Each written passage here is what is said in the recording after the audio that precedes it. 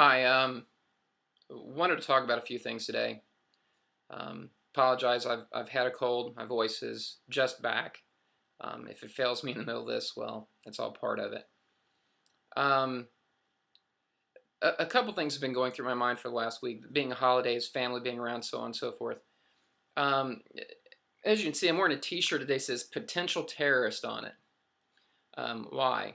Well, it's pretty much an in-your-face statement. See, for the last couple of administrations, let's just go and call it back, all the way back to Clinton. Really, let's go ahead and call it all the way back to the first Bush. We've had this overabundant amount of rhetoric being thrown out. Now, both sides of the two-party system have gotten really entrenched into it, very detached from daily society.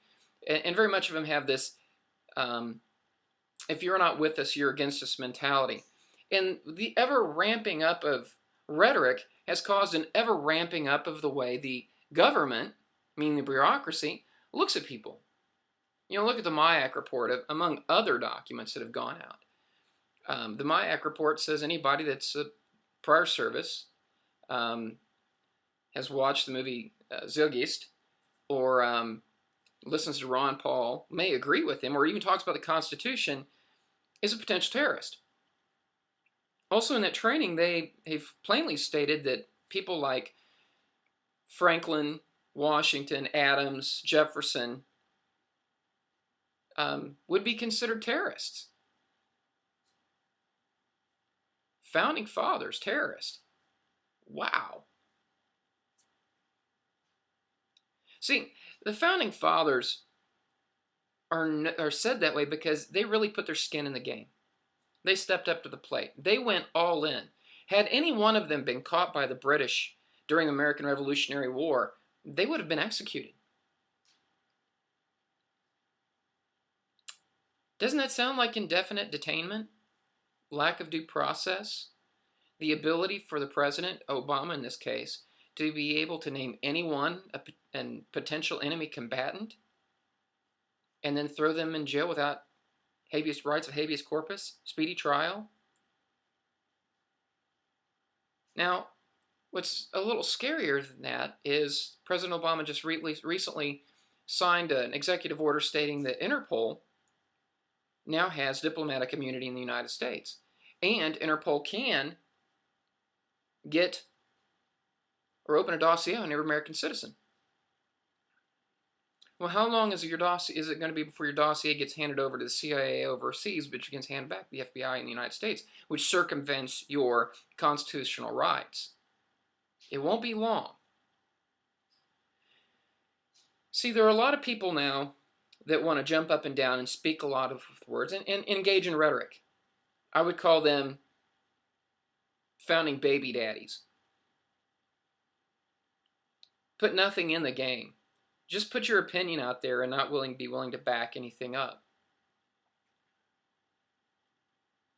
So, I rather have looked at this and said, okay, if you're going to label me a potential terrorist, I'll assume that because you put me in the most honored class of people that I know. Because I have the belief of Jefferson and of Franklin, Washington, among hundreds of other people who risked it all. I learned one thing in the military. It's pretty easy to claim honor, to claim valor. It's really damn hard to earn it. You have to stand on the line and let the bullets come past you. Sometimes you have to take them.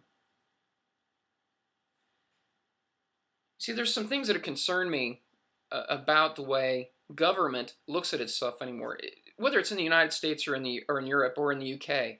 See, most people in the United States don't realize that the European Union is really ruled by a bureaucratic group.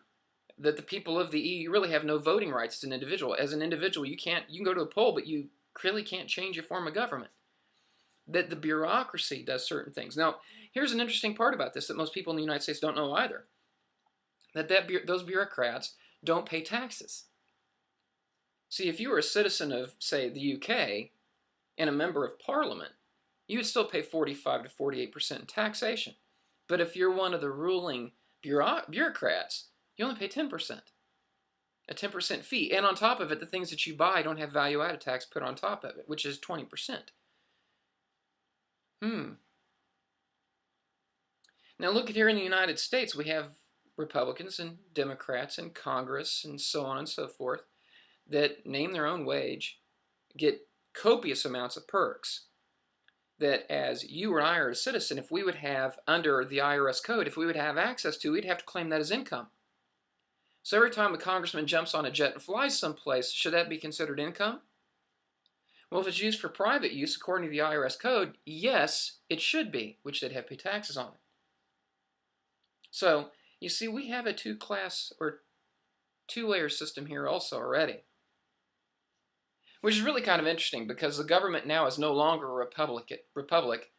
It's not really even a democracy, although they are rattling the sabers about democracy and saying, well, we need to really put the vote to the people. And if you look at the last election cycle, they were talking about raising taxes for the rich, that dubious class called the rich. Okay? Well, this country was founded on the principles that every man was created equal, that every person would carry their own weight and have equal opportunities. Somewhere along the line, the ruling class began to pander to the mob. Very similar to what happened in Rome, in ancient Rome, and many other republics.